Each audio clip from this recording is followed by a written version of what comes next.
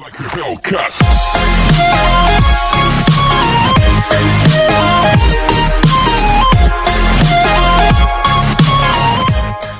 Hi student, आज हम लोग अपने नए टॉपिक के साथ आए हैं। हमारा आज का जो टॉपिक रहेगा वो हमारे पास रहेगा सेमी कंडक्टर इलेक्ट्रॉनिक डिवाइसेस। हमारा चैप्टर चल रहा है। हमने पढ़ा था लास्ट क्लास में कंडक्टर इंसुलेटर। आज हम लोग सेमी कंडक्टर के बारे में पढ़ेंगे। तो सेमी कंडक्टर क्या होता है ये हम लोग जानते हैं। सेमी कंडक्टर क्या होगा, ठीक है स्टूडेंट। सेमी कंडक्टर देखिएगा, लास्ट क्लास में हमने पढ़ा था कंडक्टर वो होता है जिसका वैलेंस और कंडक्टेंस बैंड ओवरलैप होता है, ठीक है। तो इलेक्ट्रॉन इजीली जंप कर जाता था वैलेंस और कंडक्शन बैंड के अंदर, तो करंट इजीली मूव करता था, रेजिस्टेंस लो होता था, कंडक्टिविटी हाई होती थी, वो था कंडक्टर।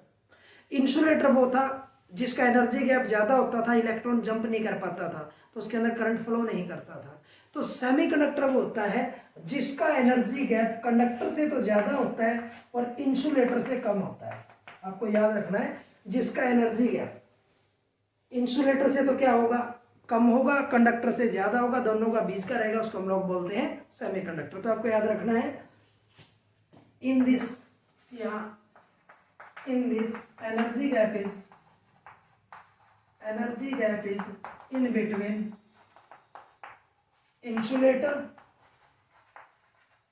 And conductor. जिसका एनर्जी गैप इंसुलेटर और कंडक्टर के बीच में होगा उसको हम लोग बोलेंगे semiconductor.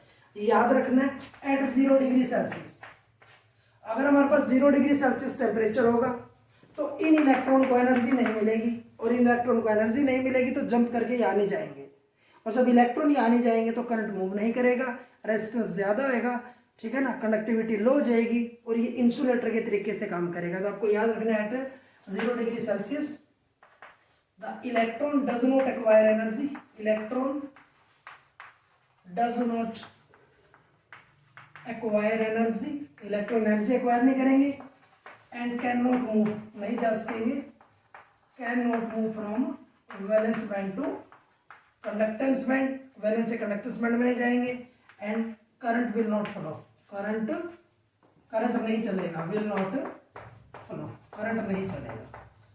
Resistance become high, resistance क्या हो जाएगा, become high, and it act as an insulator, it act as insulator. तो जब करंट नहीं चलेगा 0 डिग्री के ऊपर तो इंसुलेटर के तरीके से काम करेगा। लेकिन अगर इसी सेम चीज को एट रूम टेम्परेचर कर दूं, या मैं इसको लिख दूं एट 25 डिग्री सेल्सियस, अगर मैं टेम्परेचर इतना कर दूं, अब इन इलेक्ट्रॉन को एनर्जी मिलेगी तो ये जंप करके यहाँ चले जाएंगे, और जब इलेक्ट्रॉन जंप करेगा तो करंट मूव करेगा, अगर करंट मूव करेगा तो रेजिस्टेंस कम हो जाएगा, तो ये काम करेगा एज ए कंडक्टर। तो याद रखना है 25 degree the electron acquire energy, electron acquire energy and jump from, और जंप कर जाएंगे, jump from valence band to conduction band के अंदर जंप कर जाएंगे इलेक्ट्रॉन जंप करेंगे, current will start flowing, current चलना शुरू कर देगा, current will start flowing, resistance become low, resistance कम हो जाएगा, and conductivity become high, and it act as a conductor, तो ये कंडक्टर के तरीके से काम करेगा। तो देखिएगा स्टूडेंट, इसकी खासियत क्या है, जब टेम्परेचर लो है तो एज ए इंसुलेटर काम कर रहा है, जब टेम्परेचर राइज हुआ तो यही सेम चीज एज ए कंडक्टर काम करेगी। तो इसमें दोनों प्रॉपर्टीज होने की वजह से, इंसुलेटर और कंडक्टर की, तभी हमने इसको नाम दिया सेमी कंडक्टर। सेमी मीन्स आधा कंडक्टर, क्योंकि आधे केस में कंडक्टर और हाफ केस में इंसुलेटर, याद रहेगा, इसको हम लोग बोलते हैं सेमी कंडक्टर। अब जानिएगा सेमी कंडक्टर हमारे पास दो तरीके के होते हैं, मैं आपको बताने जा रहा हूँ।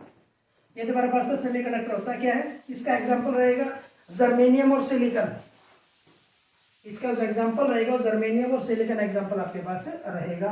अब हम लोग कहते हैं, अगर मैं सेमीकंडक्टर की बात करूं तो हमारे पास दो तरीके का सेमीकंडक्टर पाया जाएगा, सेमीकंडक्टर, एक का नाम रहेगा इंट्रिंसिक सेमीकंडक्टर, और दूसरे का नाम रहेगा एक्सट्रिंसिक सेमीकंडक्टर। याद रखना आपने, हमारे पास सेमीकंडक्टर दो तरीके का पाया जाता है। ये जो इंट्रिंसिक होता है ये होता है प्योर,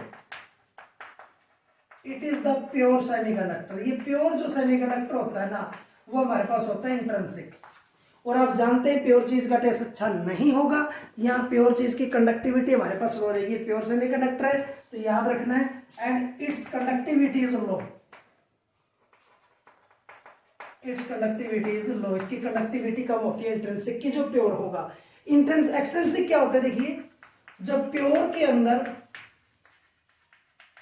इम्प्योरिटी ऐड हो जाती है तो बन जाता है एक्सट्रिंसिक। तो आपको याद रखना है, when pure semiconductor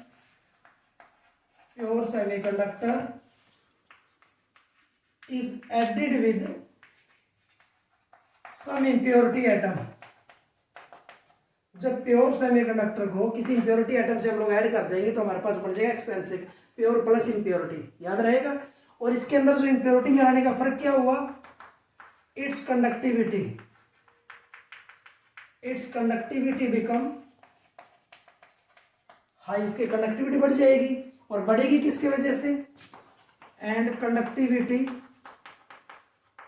is due to impurity की वजह से हमारे पास कंडक्टिविटी बढ़ेगी, आपको याद रखना है, ठीक है ना। उसके बाद क्या होता है हमारे पास, एक होता है डोपिंग। क्या होता है, देखिए डोपिंग, प्योर में इंप्योरिटी मिक्स करने का जो प्रोसेस होता है उसको बोलते हैं डोपिंग। तो आपको याद रखना है, it is the process in which impurity is added,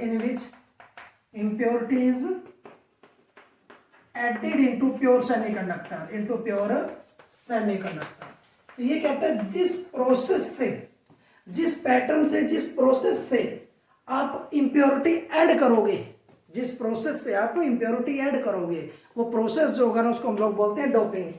और फिर आ जाता है डोपेंट। क्या होता है, जो चीजें आपने लाइन को डोपेंट कहते हैं, the impurity atom are called dopants। जो इंप्योरिटी कंपोनेंट होते हैं, जो इंप्योरिटी एटम है, जो मिलावट की गई है, उसको हम लोग बोलते हैं डोपेंट। आपको याद रखना है। ये हमारे पास था इंट्रिंसिक और एक्सट्रिंसिक।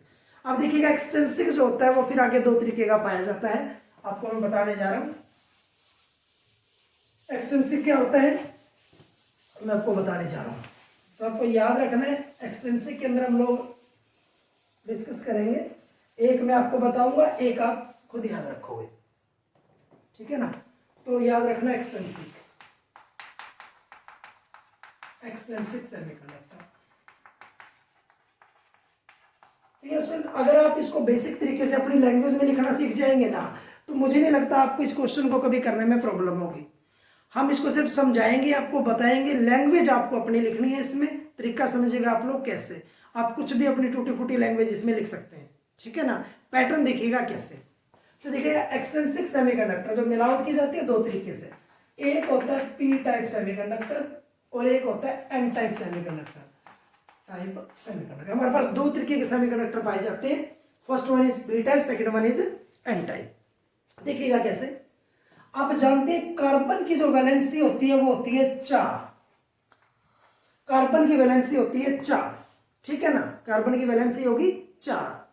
लेकिन इसके अंदर जो इंप्योरिटी मिलाते हैं वो मिलाते हैं ट्राइवेलेंट। कौन सी इंप्योरिटी मिलाएंगे, ट्राइवेलेंट। पीरियोडिक टेबल में जो 13 नंबर सीरीज है, 30 नंबर सीरीज जो है ना पीरियोडिक टेबल की, हम लोग वो मिलाएंगे ट्राइवेलेंट इंप्योरिटी एटम। तो क्या होगा, जो ट्राइवेलेंट मीन जिसके अंदर 3 वैलेंस इलेक्ट्रॉन होंगे, तो इंप्योरिटी के 3 इलेक्ट्रॉन और कार्बन के 3 इलेक्ट्रॉन आपस में बॉन्ड फॉर्मेशन कर लेंगे, आपस में बॉन्ड बना लेंगे, लेकिन इसका फोर्थ जो है वो फ्री रह जाएगा, उसको बॉन्ड बनाने के लिए कोई इलेक्ट्रॉन पॉसिबल नहीं मिल पाएगा, तो ये रह गया फ्री।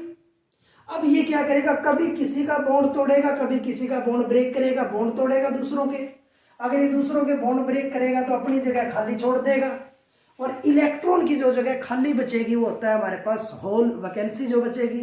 तो इसका मतलब एक एटम के साथ एक होल फ्री हो गया हमारे पास, और हमारे पास तो लार्ज नंबर ऑफ एटम्स होंगे, तो हमारे पास होल्स भी कितने हो जाएंगे, लार्ज अमाउंट में होल हो जाएंगे।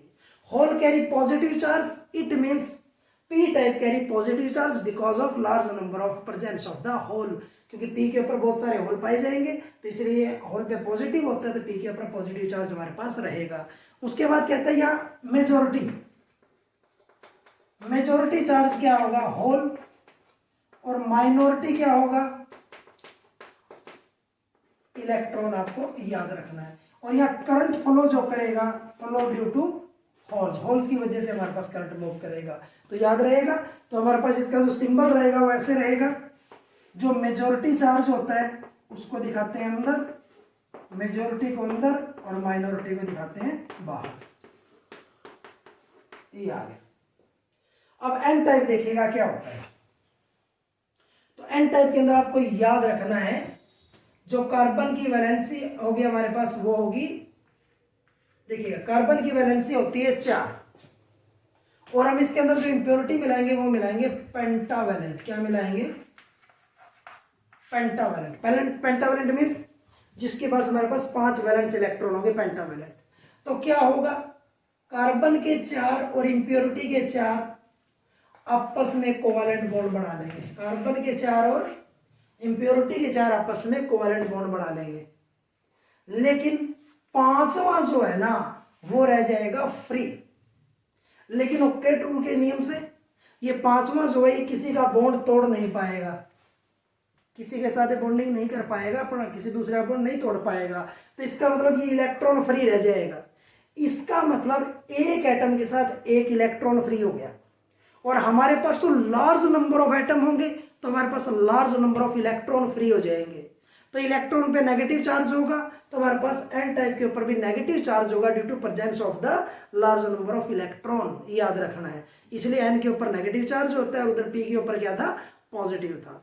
यह जो मेजॉरिटी होगी, मेजॉरिटी चार्ज यहाँ कहलाएंगे इलेक्ट्रॉन, और जो माइनॉरिटी होगी वो क्या कहलाएंगे, वो कहलाएंगे होल। और यहाँ करंट की जो मूवमेंट होगी किसकी वजह से होगी, ड्यू टू द इलेक्ट्रॉन्स।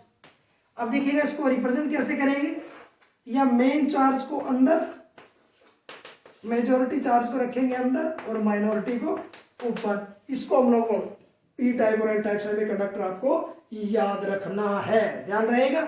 आज का हमारा टॉपिक था। नेक्स्ट टॉपिक के अंदर हम इनका पीएन जंक्शन डायोड इनको जोड़ेंगे कैसे, वो टॉपिक हम लोग डिस्कस करेंगे। आज हम लोग इतना पढ़ेंगे। Thank you.